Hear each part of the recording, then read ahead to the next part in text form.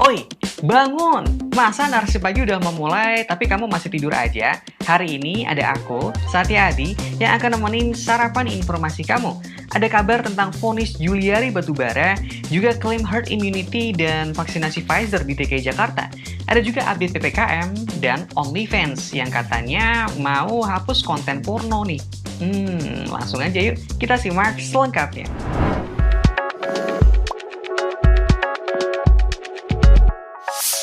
Bekas Menteri Sosial Juliari Peter Batubara akhirnya divonis 12 tahun penjara subsidiar 6 bulan kurungan. Ia juga diharuskan membayar denda sebesar 500 juta rupiah atas kasus korupsi Bansos COVID-19. Putusan ini 1 tahun lebih tinggi ketimbang tuntutan yang dilayangkan KPK, yakni 11 tahun penjara. Menurut hakim, yang jadi pemberat putusan adalah karena perbuatannya dilakukan ketika pandemi sedang berlangsung. Sementara, yang meringankan hukumannya adalah Juliari selalu kooperatif dan berlaku sopan, serta sudah cukup menderita karena dicerca dan dihina oleh masyarakat. Aduh, kesannya jadi masyarakat yang salah, dia yang dibelain. Putusan hakim ini bikin publik bereaksi. Kurnia Ramadana dari Indonesia Corruption Watch bilang, mestinya Juliari dihukum seumur hidup. Melihat dampak korupsi yang luar biasa terhadap masyarakat yang dilakukan oleh Juliari, rasanya mantan Menteri Sosial tersebut sangat layak, pantas dan tepat untuk mendekam seumur hidup di penjara.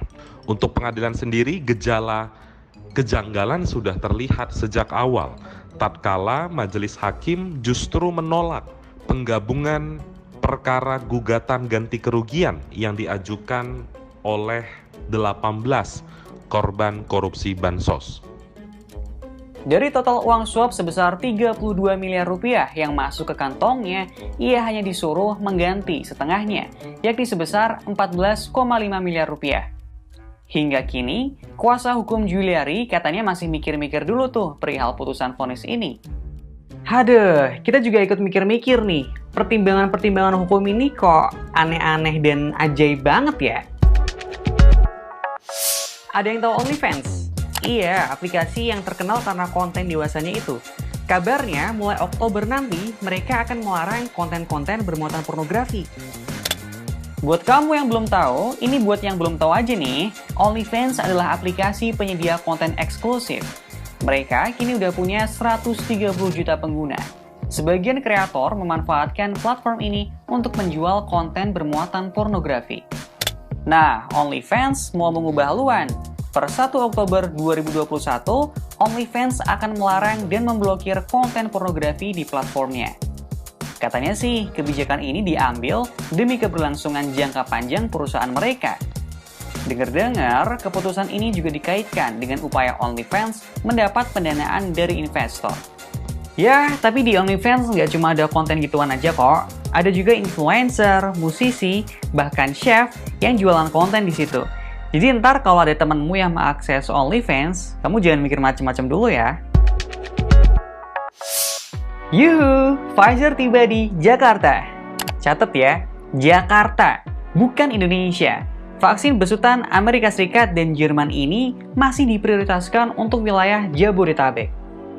Sebanyak 1,5 juta dosis vaksin Pfizer tiba di Indonesia pada Kamis lalu. Untuk sementara, vaksin berefikasi 95% itu baru bisa didistribusikan di wilayah Jabodetabek. Ini karena Pfizer membutuhkan penanganan dan penyimpanan khusus. Vaksin ini harus disimpan di tempat bersuhu minus 60 hingga minus 90 derajat Celcius. Di Jakarta aja baru ada 10 fasilitas kesehatan yang dapat jatah vaksin ini. Adapun rinciannya 174.324 dosis untuk Jakarta Selatan dan 58.500 dosis untuk Jakarta Utara.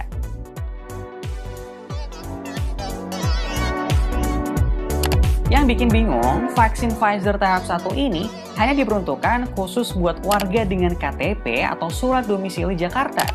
Banyak netizen yang menyayangkan hal ini. Mereka memaklumi alasan distribusinya yang sulit dan butuh perhatian khusus, tapi tidak dengan syarat KTP Jakarta. Dengar-dengar sih bakal ada 50 juta dosis vaksin Pfizer yang akan tiba di Indonesia secara bertahap. Kita tunggu aja ya. Wakil Gubernur DKI Jakarta mengklaim kalau Jakarta sudah mencapai status zona hijau. Ia juga mengklaim kalau herd immunity di wilayah itu udah tercapai. Emang iya ya? Hal ini dikatakan Wakil Gubernur DKI Ahmad Riza Patria saat ia meninjau sentra vaksinasi di Masjid Agung Al-Azhar, Jakarta Selatan pada 22 Agustus 2021 lalu. Ia mengklaim DKI Jakarta sukses jadi zona hijau setelah kasus harian menurun. Ia juga menyebut Jakarta telah mencapai herd immunity sebagai hasil dari vaksinasi yang lancar. Riza menilai Jakarta udah berhasil memvaksin 9 juta jiwa dari total penduduk Jakarta yang berjumlah 11 juta jiwa. Yang jadi pertanyaan, benarkah herd immunity di Jakarta udah tercapai? Diki Budiman, epidemiolog Griffith University, bilang hal itu nggak tepat. Harus berhati-hati dan mengelola ekspektasi ya, bahwa kalau bicara herd immunity itu tidak tepat. Meskipun sudah katakan mencapai 100% dari penduduknya misalnya divaksinasi pun, itu bukan berarti otomatis tercapai herd immunity itu. Sekali lagi, bicara herd immunity atau itu adalah target jangka panjang yang memerlukan banyak kriteria harus terpenuhi, dan cakupan vaksinasi hanya salah satunya. Seperti negara Islandia yang sudah 80%, bahkan pada populasi kelompok usia tertentu sudah 100%, tapi tetap mengalami lonjakan. Jadi menghadapi Delta varian ini perlu kombinasi tiga strategi, 3T, 5M, dan vaksinasi itu. Ternyata masih panjang perjalanan kita, saudara-saudara. Pemerintah dan warga jangan sampai lengah ya. Narasi People, jangan bosan-bosan ya dengan kabar ini. Untuk kesekian kalinya, Presiden Joko Widodo kembali memperpanjang pemberlakuan pembatasan kegiatan masyarakat atau PPKM.